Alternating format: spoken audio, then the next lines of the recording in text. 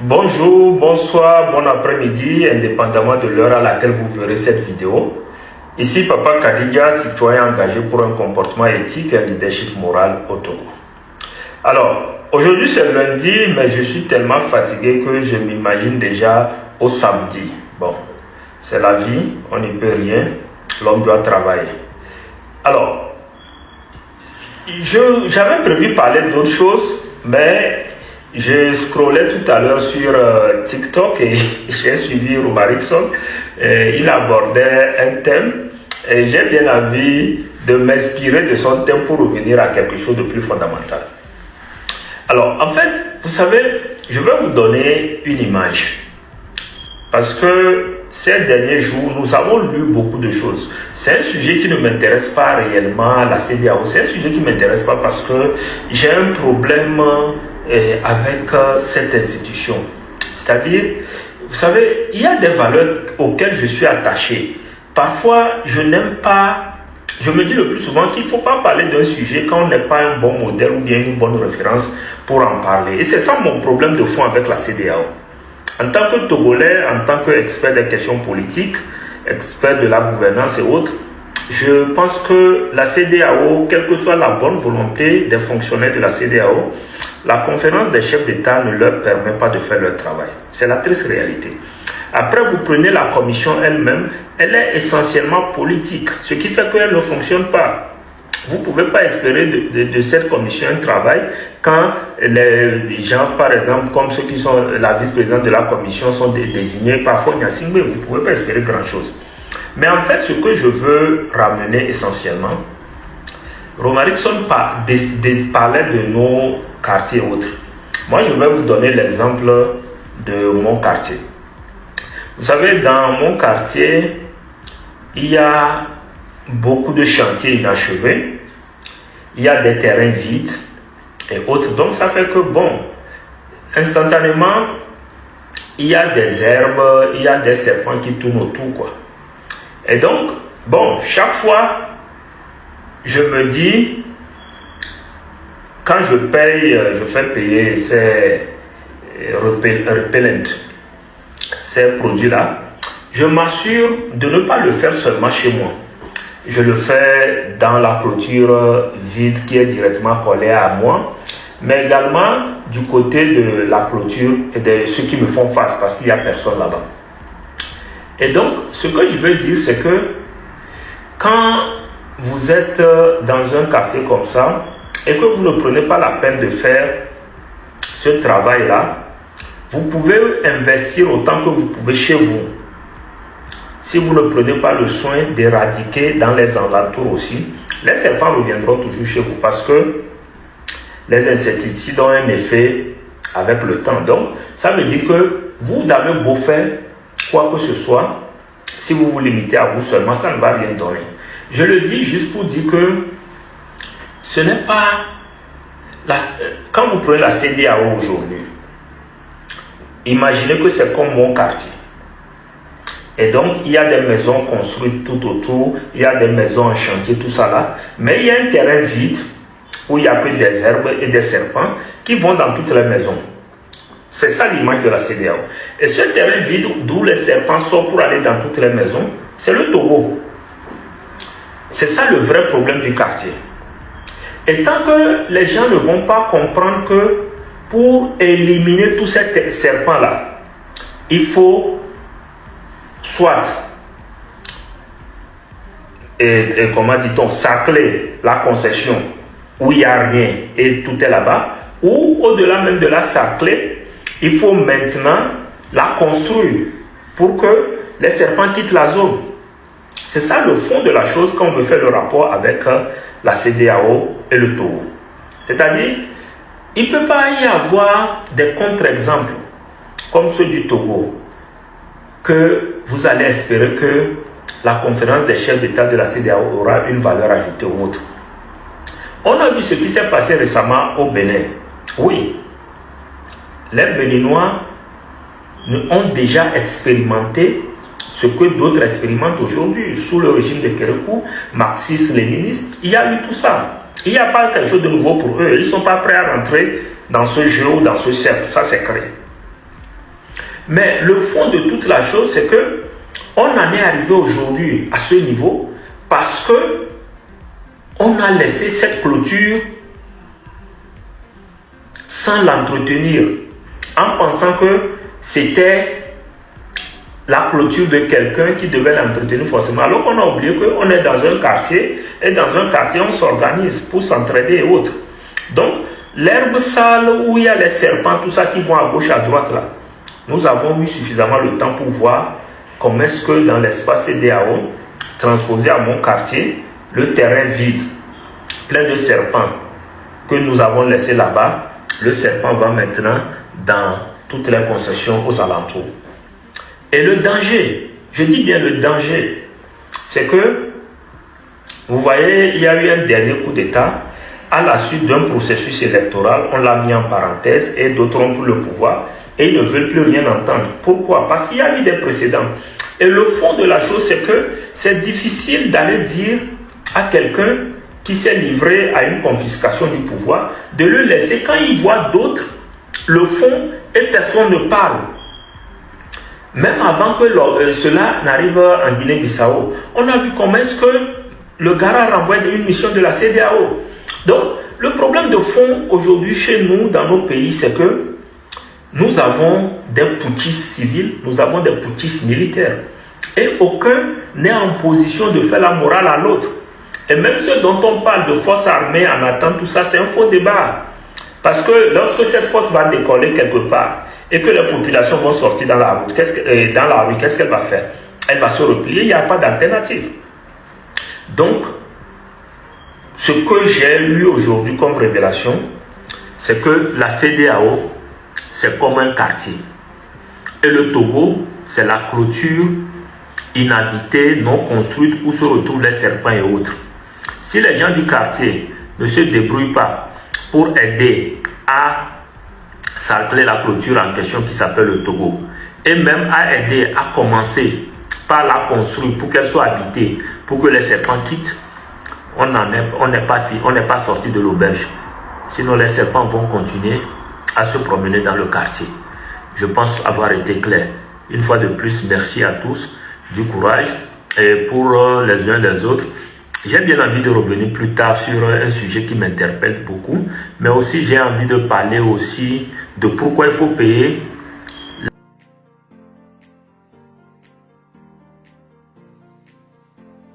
Que la paix, dans la mesure du possible, soit sur chacun d'entre vous.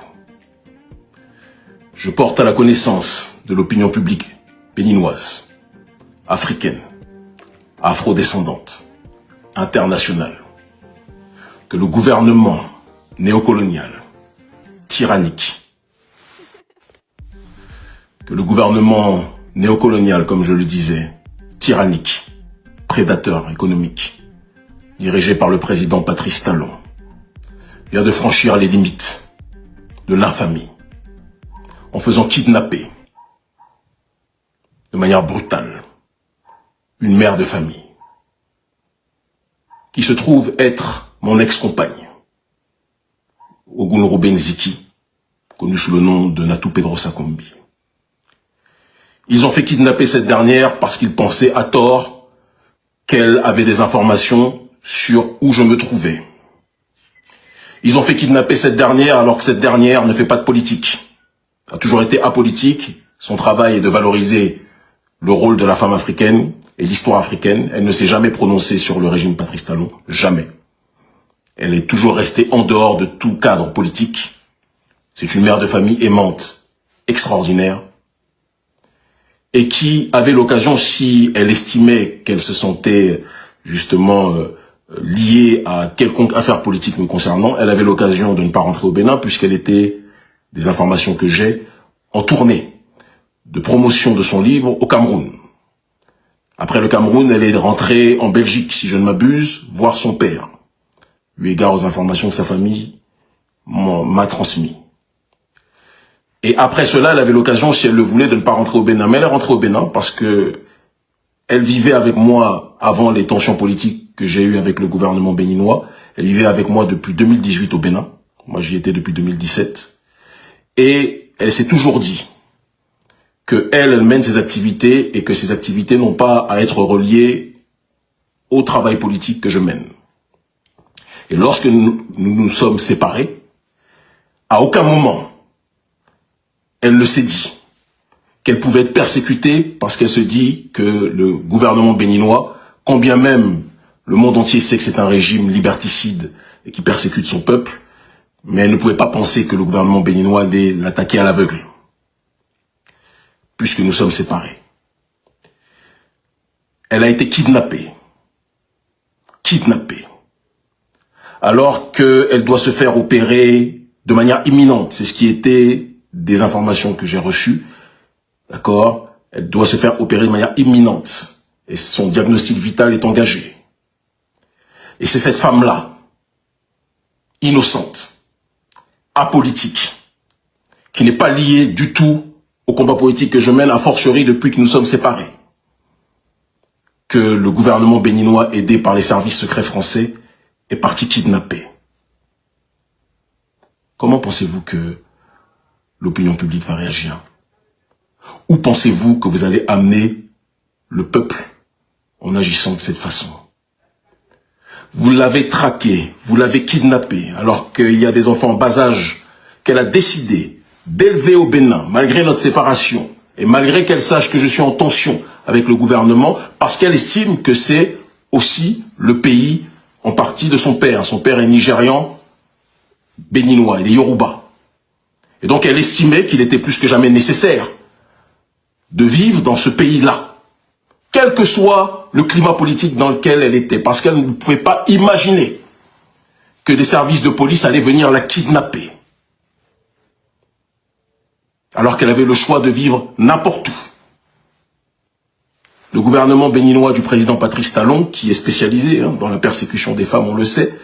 On sait que Angela Peyda a été kidnappée, une femme victime d'harcèlement sexuel et qui a été violée à plusieurs reprises, a été kidnappée juste parce qu'elle a posé une question autour du coup d'État. Une petite fille de 20 ans a été, je ne me souviens plus de son nom, mais a été kidnappée, arrêtée, parce qu'elle s'est prononcée contre le régime lors de cette opération de coup d'État. Et vous rentrez dans une logique maintenant de kidnapper une femme qui ne s'est jamais prononcée politiquement, qui n'est plus avec moi, nous ne sommes plus en couple, qui n'a donc aucune information sur moi, sur l'endroit où je me trouve, où je me situe, parce que c'est pour ça que vous l'avez kidnappé, pour essayer de me tracer, parce que dans le processus néocolonial dans lequel le gouvernement béninois est installé, sa logique, c'est de kidnapper, telle une mafia, l'entourage de l'ennemi qu'il a pour trouver sa trace et essayer donc de mettre la main sur lui. C'est comme ça que Patrice Lumumba a été arrêté. Les valets coloniaux ont kidnappé sa femme, afin que celui-ci, justement, puisse rentrer, et il l'a fini assassiné.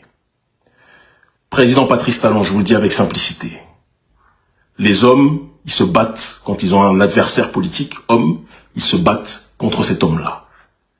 S'attaquer à des innocents, s'attaquer à des mères d'enfants, s'attaquer à la femme ou à l'ex-femme de quelqu'un que vous combattez, à la mère des enfants de quelqu'un que vous combattez, ça va au-delà du principe de la sous-humanité. On sait que vous avez un logiciel politique mafieux, un logiciel politique d'exclusion, de persécution économique et sociale vis-à-vis de votre population. On le sait tout ça. Mais s'attaquer à une innocente, la kidnapper alors qu'elle a une santé actuellement fragile et qu'elle doit se faire opérer de manière imminente, et que chaque seconde où vous la gardez en détention, vous la mettez en danger par rapport à sa santé. Ça, vous êtes en train de montrer à la face du monde le criminel politique que vous êtes en tant que tel. Qu'est-ce que vous me reprochez? D'avoir lancé de manière publique une salutation vis-à-vis de gens qui ont condamné votre coup d'État constitutionnel et qui ont opéré en retour un coup d'État militaire. Le débat est posé, mais c'est un débat idéologique. Mais quand vous rentrez dans une démarche de persécuter des innocents On sait que c'est un logiciel politique dans lequel vous êtes installé depuis longtemps. 2019, 2021, un certain nombre de femmes ont été assassinées sous vos ordres parce qu'elles demandaient le droit de pouvoir voter pour qui elles voulaient lors de manifestations. On le sait. Mais cette femme-là, Natou Pedrosa Kombi, Okunoro Benziki, elle n'est responsable de rien. C'est une mère de famille modèle. C'est une historienne extraordinaire. C'est une femme qui défend le droit des femmes de manière exceptionnelle. Et que vous vous attaquiez à elle alors qu'elle n'a rien à voir avec le climat actuel, que vous vouliez la lier à moi alors que nous sommes séparés, donc votre argumentation sur ce terrain-là ne tient pas. C'est l'illustration, plus que jamais, que nous sommes dirigés au Bénin par un régime brutal, aveugle, criminel, et qui est dans une démarche constante de répression vis-à-vis de sa population. Président Patrice Talon, le monde entier vous voit.